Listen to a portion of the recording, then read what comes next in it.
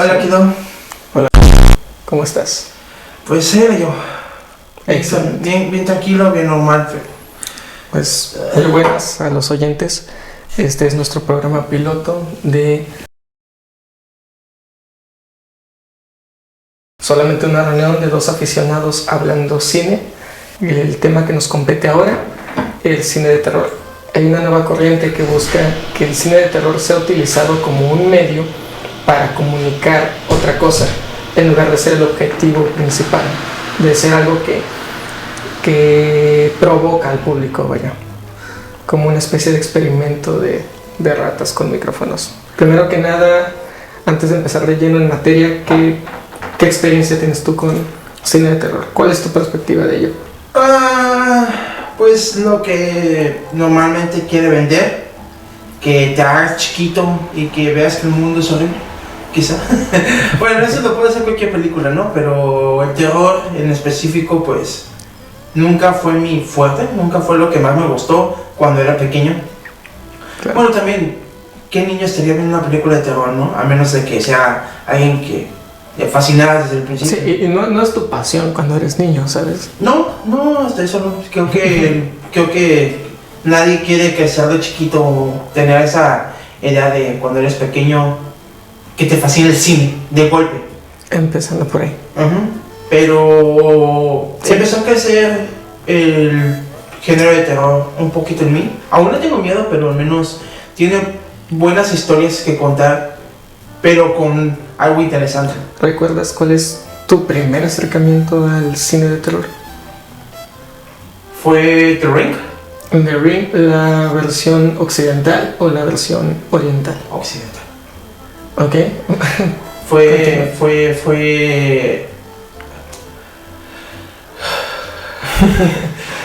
pues mira, yo no recuerdo cuál fue mi primer película de terror. O sea, entiendo que ya conocía las figuras de Chucky, de Freddy Krueger, y sentía miedo por ellos por lo que veía en carteles, quizás en muñecos. Pero hay una película que creo que vi a los 11, creo que es del 2009, y es como, creo que mi primer acercamiento a decir, ok, esto es miedo, ¿no? Y fue Shooter. Están entre nosotros, en español. Es sobre un sujeto que tiene una cámara, él es fotógrafo. Entonces, conforme toma fotos, empieza a ver apariciones de alguien en una escuela, en un bachillerato, algo así. Y con el tiempo va descubriendo que conoce a la persona que se aparece en esas fotos. Lo interesante de esta película es que se narra con fotografías y pues obviamente con el material audiovisual, ¿no? Y ahí es donde yo por primera vez dije, ok, se puede hacer algo más con el terror, ¿no? O sea, yo estaba acostumbrado a los screamers de internet, pero nunca a que fueran 2 minutos de tener miedo, ¿sabes? Muy recomendada. Pero bueno, ya entrando completamente en materia, vamos a tomar una serie de puntos a tocar.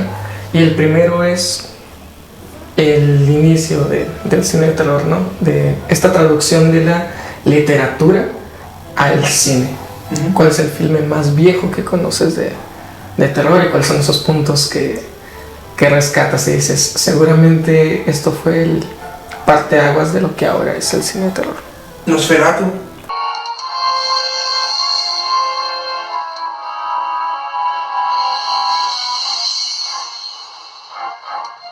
Nosferatu también fue la más vieja que conozco. No, creo que la más vieja que conozco es y que más destaco es El gabinete del doctor Caligari, que también va por la misma corriente y también es un asunto de traducir la literatura al cine. Pero bueno, Nosferatu, nos hablas de Nosferatu. Creo que fue la primera interpretación de una ópera traída al cine, porque la forma en la que fue dirigida, la forma en la que fue filmada, la que fue interpretada, creo que lo tomé como si fuera una obra de teatro con cámaras. Claro. En el lugar. No recuerdo muy bien porque llevo años que no la veo, pero sí recuerdo muy bien la presentación de Nosferatu en cámara. Fue una maravilla en el hecho de cómo puedes ver a alguien sobreactuar, pero eso es lo que hace una obra de teatro, ¿no? Ver cómo explotan las sensaciones de una actuación. Sí, al final, bueno, el cine silente todavía guarda la disciplina teatral muy aferrada, digo. La mayoría de los actores de cine, cuando recién empieza este asunto, obviamente hacían teatro antes, o venían ya de una carrera consolidada en el teatro, entonces es muy común estos códigos corporales de esto es desdicha, ¿no? Y esto es miedo, y se notan esos códigos corporales. Pero en el asunto de Nosferatu, que es trasladar un cuerpo no humano, un cuerpo, ¿cómo llamarlo?, monstruoso, al actor, se me hace muy interesante porque era un cine que todavía dependía mucho del actor. O sea, sí propone más cosas, la presentación de él abriendo la puerta, la famosa toma de las escaleras y la sombra, pero creo que todavía es un cine que depende mucho de su criatura y del actor que le está dando vida a esa criatura. Quiero creer que si pones atención a la película hoy en día, muchos dirán que no entiendo nada. Claro. Ocupan que me lo expliquen en un cuadro de texto, o que un personaje diga, hola, ¿cómo están? Vengo a darles exposición. No, ahí es, la película te lo dice con sus acciones. Y ya, pues, si quieres saber de dónde salió, sale ahí, pero ya tú ves de que ese no es una persona común y corriente. Se nota, pero no solamente por lo estético, por lo expresivo. Claro. Aquí ya existe una propuesta y es un asunto de... Evidentemente todavía no existía la tendencia de las shock movies, pero lo que creo yo impactaba de Nosferatu o de estas películas de terror de aquel entonces era un asunto de ambiente. No vas a tener miedo del monstruo en cámara, sino de la situación en la que aparece el monstruo en cámara. Un plano donde solamente se ve ahí la mano como la sombra de la mano de Nosferatu acercándose a alguien, y no hay algo en cámara, no hay alguien enfrente de la cámara, hay una silueta, pero esa silueta ya genera muchísimo. Yo creo que ya hay una tendencia a generar otro tipo de terror, ¿sabes? Quizás el director dijo, por aquí es muy seguro, vámonos un poquito por acá, vámonos un poquito por arriba, por abajo. Y yo creo que ese es el cine que vamos a comentar un poquito, ¿no? Los que creemos que tomaron este camino alternativo, que tomaron ya sea un atajo o tomaron un camino un poquito más complejo pero más disfrutable, ¿no? Vamos a hacer un salto a la segunda parte de la escaleta, que creo que es lo que más nos va a llevar tiempo. A ver. En términos shock movies, yo lo resumí ese concepto, pero porque a mediados del siglo pasado no se le llamaba shock movies, pero el público sí buscaba un asunto de ¿qué estoy esperando de este cine de terror? ¿Qué quiero ver? Necesito que me den más, ¿sabes? De ahí salió el primer blockbuster, que es Jaws, de Steven Spielberg, que el público ya veía sangre, ya veía violencia, pero ya se estaba buscando alimentar un poco más ese morbo, esa curiosidad, ese ratón buscando el túnel a ver qué hay al final. Y creo que incluso puede pasar con cine todavía más antaño, ¿no? Del Exorcista se hablaban maravillas cuando recién la crítica vio la película. Se empezó a generar el asunto del shock mediático, porque había gente que se vomitaba en la sala, se desmayaba, tuvieron que parar la película, hacer un intermedio porque la gente no lo soportaba. Ya era un asunto predramático, si tú quieres, ¿no? Era un asunto de la convención no empieza y acaba con los créditos iniciales y finales. La convención empieza desde que escuchas al primo de un amigo hablar de la película. ¿Qué conoces de eso, de otra película? ¿Qué otro shock mediático conoces? La masacre en Texas. Claro.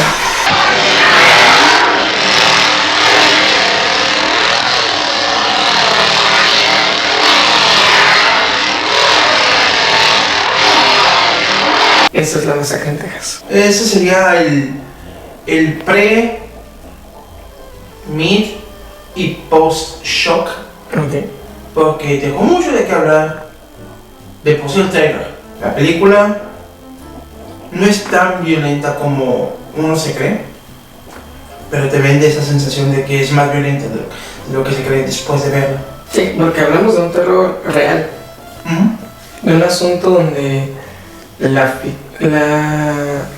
finalidad es el terror no en la psicopatía, sino en la psicosis de toda esta familia de este grupo de personas y de cómo extrañamente puede ser real. Es que también creo que lo que más vendió de la película fue... Sientas que es un documental. Claro. Sientas que hay alguien ahí que dice, no, me voy a salvar si yo hago esto. O sea, te vende esa idea y trabaja en esa idea y funciona en esa idea. La forma tan grotesca, la forma tan cruda que puedes ver una película no existía antes y ahora Toby Hooper te dijo $11, por favor. Claro. Y es una película que no esconde nada. No. A veces omite lo que escuchas, o sea, puedes no ver la violencia, pero el escucharla es no esconderla y muestra lo suficiente. Por eso es exactamente, muestra lo suficiente. Y creo que está grabada para que tú sientas que hay alguien con una cámara, que podría ser tú con la cámara. Es tan significativo para la película porque es tan real, se siente tan real, que creo yo que de ahí va la magia de Texas Chainsaw Massacre. Porque empezando por el título, tiene título de nota periodística. La masacre en Texas ocurrió en tal lado, a tal hora, tal familia asesinaba, degollaba. Y creo que también eso es un asunto del premit de no voy a ver El Exorcista, no voy a ver el monstruo de las no sé qué. Voy a ver la masacre en Texas, de Texas Chainsaw Massacre. Parece que algo que le platica a alguien a otra persona. Oye, ¿te enteraste de la masacre en Texas? Y también yo creo que esa es una alternativa al terror, al terror fácil. Crear una hora antes de la película. Y en este caso esta hora no es grandilocuente, no es solemne, es cruda. Te toca la vulnerabilidad y tú sabes, te enternece, dices, ya va. No, pero sí, es un asunto de toca fibras sensibles. Y esas fibras sensibles es que, sobre todo creo que es de los 80 de Texas Chainsaw Massacre. No, 75. Ajá, si es después del 72 a los 2000, es una época muy cruda. Es un cine muy crudo, sobre todo los 90, pero es una época de provocar al espectador mediante no decirlo grotesco, pero sí lo agresivo. Es una época muy agresiva. ¿Qué películas lideraban los 70s aquel entonces, no? Taxi Driver, Basket Case, Death Wish. Sumamos a la cantidad de íconos de terror que surgieron entre los 70s y 80s sobre todo. Y sí, yo veo Texas Chainsaw Massacre y todavía veo un cine que no se habla lo suficiente. Todavía veo un cine incómodo. Vamos a hablar en el tema de los short movies, de las malas short movies. Hay una que detesto con toda mi vida y obviamente se volvió viral por lo sangrienta que es, pero yo la veo y digo, está sangriento gratuitamente. O sea, esto está mal. Se llama The Green Inferno.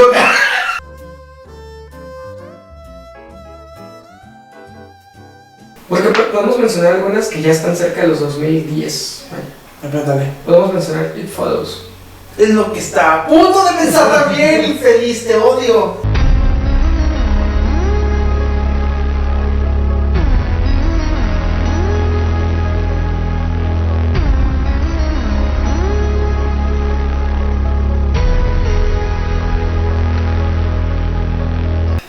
O sea, hablamos del miedo a lo que no se ve. Ajá.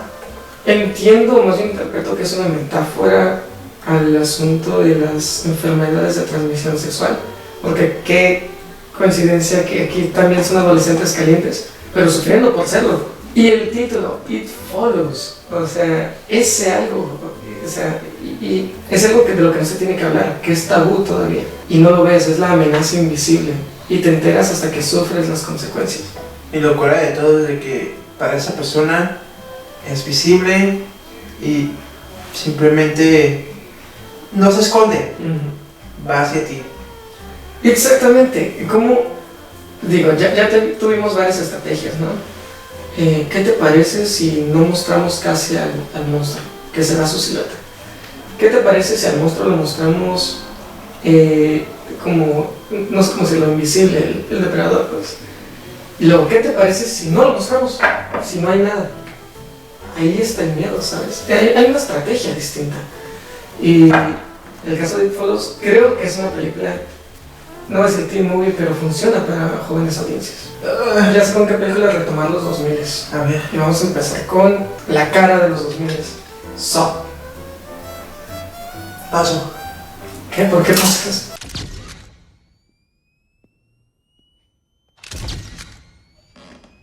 Someone there? I can hear you. Who is that? Who's in there? Nada que decir. Voy a hablar solo de la primera Saw. No soy fan de la saga. Ok, pasable. Saw trae un asunto de que ves al villano, al final lo escuchas y dices, wow, tiene razón, maldito. Y eso da miedo también. Que digas que yo también hubiera sido ese güey. Pero ya empezó un asunto también de shock movies de los 2000, porque ya la gente, hay que ser muy honestos, ya no compran Saw por el discurso de la primera película. Lo compran por ver qué tan destructivas pueden ser estos mecanismos que están creados. Antes la primera era quizás incluso una buena película policíaca, una buena película de investigación, pero se convirtió en una shock movie, en una shock saga, y la gente la compra así. Pero hay otra, del 2006, joyísima, que es otra vez cómo comunicar terror. REC.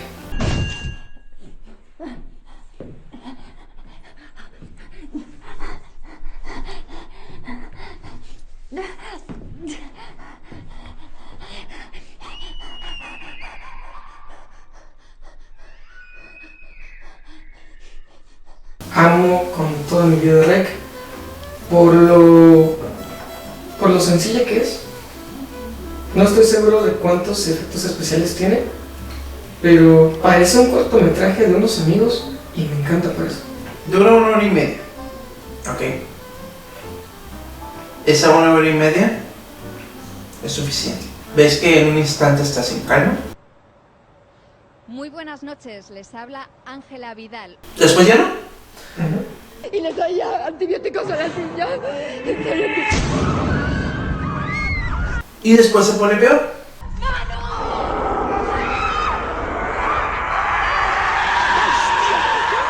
Y eso es todo. Eso es todo de Y REC. solo acaba. Ajá. No hay una pelea final, no hay una explosión, solo acaba. La película propone que están grabando en la noche, el programa ficticio se llama Mientras usted duerme, y es una reportera que graba en la noche, Ángela Vidal. Ángela Vidal. Entonces da miedo pensar que sí, eso pasó en la noche y nadie se enteró. En la calle de un lado nadie se enteró. Quizás se enteraron que hubo una masacre, quizás, pero no saben que realmente había un asunto sobrenatural casi. Ya no solo buscar a través del discurso, sino de la técnica. Y está completamente bien. Puedes buscar por lo sensorial, por lo, no sé cómo decirlo, por lo mental, emocional, pero también por la forma. Tampoco son locaciones difíciles, es un edificio. Y son escaleras, son cuartos de una casa común, de un departamento Ajá. común. Sí. Son algo que tú, si es que vives solo, o si es que vives en una que no es casa particular, ves todos los días. Exactamente. Ajá. Y son personas normales, no son personajes. O sea, no son arquetipos, vaya, son personas. O sea, tú lo ves y dices, yo tengo una vecina igual. El arquetipo lo formas tú, porque se parece a mi tía, se parece a mi vecina. Y ahí da más miedo todavía, porque todos son vulnerables por ser humanos. Era la bomba de Hitchcock. Estaba ahí. Exactamente. El chiste es en qué momento iba a detonar. En qué momento importante iba a detonar. Y explotó. Para mí es de las mejores películas de zombies de la historia del cine. Si tienes que hacer una antología de las películas de zombies y tomar como cuáles son para dar clase, REC tiene que estar ahí. Porque hacer una película de zombies en los 2000 es difícil. Porque ya hemos visto todo. Y sobre todo en una época donde salió Resident Evil, que era el blockbuster de zombies por excelencia. Y ya se iban directamente para allá. Eso sí. Mira, ya que llegamos a este punto, vamos a hablar de un Una película de terror blockbuster, convencional, muy común, pero yo creo hizo las cosas muy bien. El Conjuro, 2013. Ok, sí. Es una película de terror convencional, populachera, normal, pero que hizo todo bien. Lo que tenía que hacer lo hizo bien. Ah, una película donde se le mete mucho dinero que sí se pone a estudiar y hace lo convencional decente. Tiene todo el cine de terror actual. Tenía presupuesto, tenía efectos especiales, tenía marketing, tenía un director que ya era bien conocido, James Wan, por haber hecho Saw precisamente. Y tenía todo. Y lo que hizo fue, ahí está, lo hice, lo logré. Si vas a hacer una película de terror blockbuster, al menos tienes que aspirar a hacer El Conjuro. El Conjuro se sintió refrescante. Oh, sí. No es mi película favorita de terror, pero la veo y digo, wow, necesitaba respirar, necesitaba esto. Porque no es de pensarse mucho, no es Hereditary, ahorita vamos para allá. Pero dices, claro, funciona. Entiendo por qué ahora es el gran referente del cine de terror. Porque es popular y llega muy bien a todo público. La casa, más genérica que nada. Podrían haberlo dicho la Haunting Mansion. Exactamente. La casa abandonada donde dicen que pasó algo y la familia que va y se mete ahí es Poltergeist del 2003, o sea, de la nueva era, quitando el remake. El Conjuro hizo su tarea. Felicidades. ¿Por qué no hicieron eso las otras películas convencionales taquilleras? Exactamente. El Conjuro es ¿qué te costaba? Podías hacer, tenías más dinero. Y a mí me gusta mucho el Conjuro porque el cliché lo usan bien. Ah, eso sí. Están conscientes de que es cliché y lo explotan y dicen, mira, aquí está, pero está bien hecho. ¿Y cuál es el problema? Que la gente pidió más, pidió todo el universo de los Warren y se volvió lo mismo que los Warren, un fraude. Los Warren son un fraude y el cine que envuelve a los Warren. La última de Annabelle pasó desapercibido y qué bueno, porque ya era cansado. Ya incluso los más buchones que tráiganme boneless y vamos a ver a Annabelle ya no se la fumaban, ¿sabes? Ya no les apasionaba tanto porque era lo mismo otra vez. Vamos a ver esta película, dicen que asustan, o sea, la vio antes que los demás, ¿no? Claro. Wow, que va a ir a ver. Típico, ¿no? Claro. Ya en el punto de que llega ni siquiera a mencionar, vamos a ver la del Conjuro 3, el diablo me hizo hacerlo. Y es cuando dices de que debes haber terminado la primera. Claro. Debiste dejarlo ahí, pero no. Lo que me lleva a otra de las sagas de, no sé si es terror, pero es también violencia y la necesitan. ¿Rápido y Furioso? No. Es el Rápido y Furioso del cine de terror. A ver. La Purga. Ya basta. Ya. No, y no es un asunto de sentirme superior moralmente, pero por lo menos a mí es pan con lo mismo. Porque La Purga es esa película que sale en Netflix, la vas a ver un sábado e invitas personas, pero te importa que invites a las personas, no ver la película. Nah, eso sí. No te acuerdas de nada. Hay gente que le apasiona eso y me intriga un poquito por qué les apasiona cada vez más el sufrimiento humano.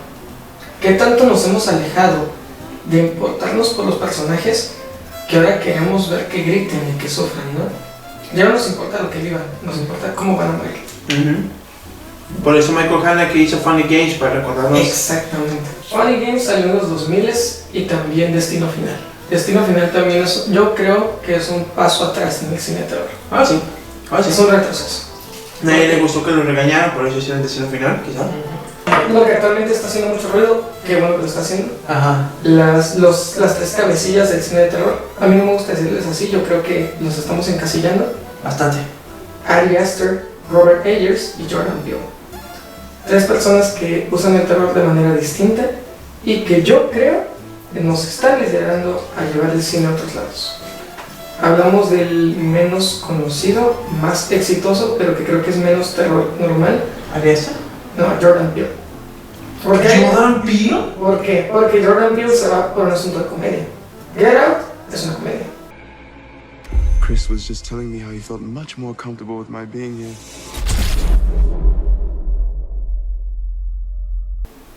Ok. ¿Y también más? Get Out sí es una tesis, obviamente, Ajá. hay discurso y mucha gente se sentirá incómodo porque ¿por qué todos son negros? ¿Por qué les dieron tanto éxito por ser negros? Y entonces la película dice, gracias por probar mi punto. Gracias por probar lo que yo estaba diciendo en esta película. Si te incomoda tanto es porque eso es lo que intentaba decir. Hay un sketch de Jordan Peele junto con Keegan Michael Kay. ¿De MTV? Sí, su programa de Key and Peele. Oh, ok, de Comedy Central, se llama. Donde es un apocalipsis zombie y a ellos no los muerden porque son negros. Entonces los zombies ni siquiera los miran con asco, es como, lo siento, ¿sabes? Y es estúpido porque en alguna parte creo que es Kay el que dice, hombre, ¿qué hay de malo conmigo, no? ¿Qué fue su tesis? Hay una frase que me encanta porque eso resume toda la película, donde el papá de la novia dice, sí, de hecho, yo voté por Barack Obama, el mejor presidente que he tenido. Solo porque es negro, evidentemente. Y es terror, es miedo. Es bastante. O sea, le tenemos miedo al otro, a las personas. A faltar el respeto. Le tenemos miedo a no incluirlos. También le tenemos miedo a incluirlos. ¿Qué hace Get Out? Vamos a incluir blancos. Eso es lo que hace. No, sí. Vamos a incluir blancos, vamos a tratarlos como personas, ¿me explico? Le hace a la inversa, por eso nos incomoda tanto la película. O más bien, a mucha gente le incomodó. Y es muy inteligente por parte de Jordan Peele. No, bastante. Aparte, se me hace muy buen comediante. Y es una risa incómoda. Ves Get Out y dices, Simón, da risa y luego... Y se desvanece. Se desvanece, claro. La secuencia final, no voy a dar mucho spoiler, pero su compañero policía me encanta. Es muy curada. Él es como estrambótico, habla así, hermano, ¿qué te pasa? What the fuck? Él sí es un estereotipo y te relaja verlo. Dices, qué bueno que llegaste, ¿sabes? Qué bueno que eres ese contraste. Qué bueno que eres ese contraste. Pasamos con Ari Aster. Él, creo que no es el mejor de los tres, pero sentimentalmente es mi favorito. Hereditary le gustó a 30 personas, le disgustó a los otros 70. De 100 personas, digamos.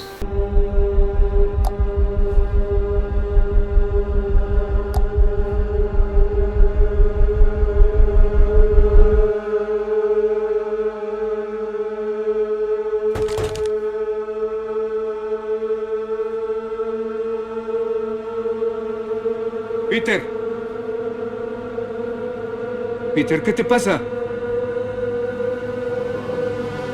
Peter, ¿te encuentras bien? Yo la vi en el cine, había una pareja de abuelitos, se fueron a la mitad y me quedé solo viendo Hereditary en una sala oscura. Es muy distinto. 140 personas en la sala. Ya cuando tú adoras la película, estás en vestido. Y cuando una escena que... Si estás en vestido, tú en el cine es como, ¿estás en vestido? ¿Por qué trajo vestido?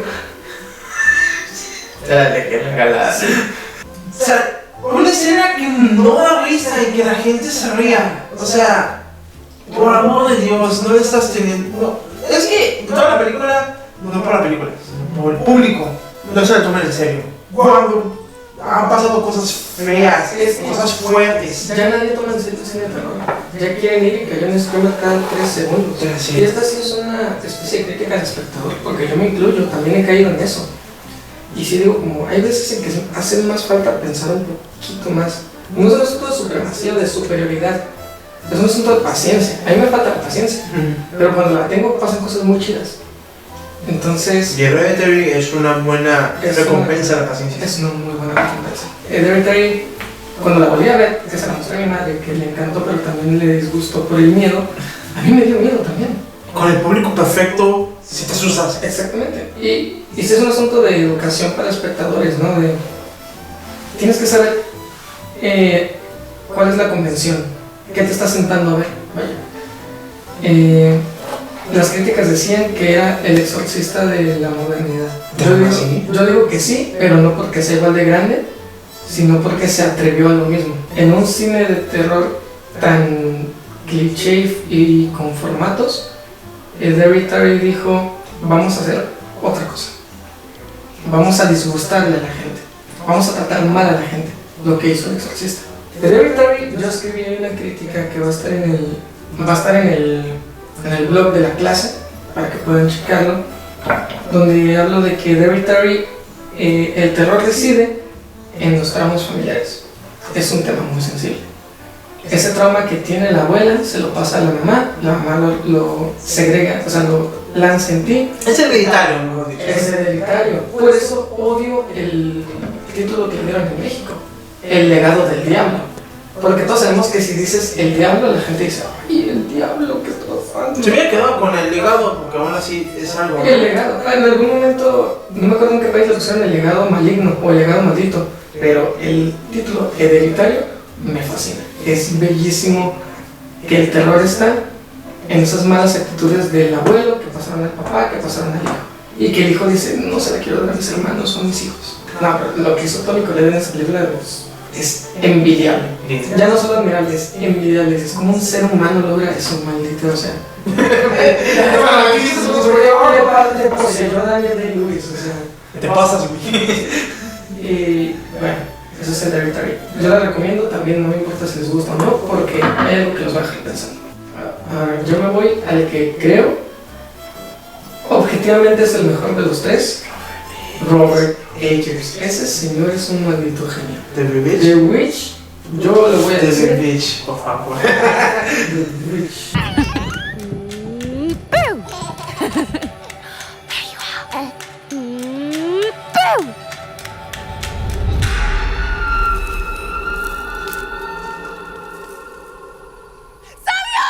Es lo mejor que le ha pasado al cine de terror en muchos años. First try, primer intento. Claro, a mí me encanta Hereditary, me encanta Get Out, me encanta Suspiria, me encanta todo, pero The Witch se la puedo mostrar a alguien y tiene garantía de que se va a llevar algo bueno. Es como ese producto que lo muestras con orgullo. Exactamente, es ese. Cuando cocinas algo y te queda muy chido que dices, güey, pero guardé más para que lo pruebes.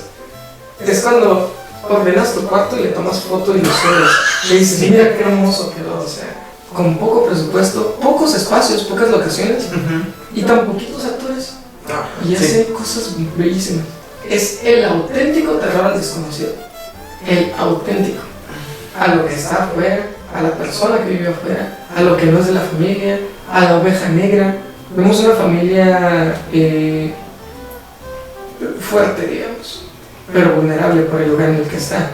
El padre es un religioso empedernido, fuerte, devoto de sí mismo. El hijo sigue los pasos de su padre, sabes que se va a convertir en alguien, si no maduro, al menos de autoridad. Una madre que sí es atenta, una hija que le toca ser la segunda madre. Para mí es el momento en que más preciosa se ve a Anya Taylor-Joy por lo humano que es su personaje, por lo real, fuerte, pero a su vez se permite sentir mucho su personaje. Y en The Witch no tiene una actuación grande, no tiene una actuación tan expresiva, pero que su personaje sea tan natural es lo que gusta. Y es lo que vende fácilmente, en especial para una época, ¿no? Y digo, gusta también en un asunto de atracción, no es por sexualizar al personaje. No, no lo pienso así. No, sino de, es bello ver a los hermanos así. Y más en una película de terror. Porque todo es gritos, espantos, ira, euforia, y ella solo lo sufre, solo lo vive. Y es bello ver un ser humano así. En especial cuando es familiar tuya.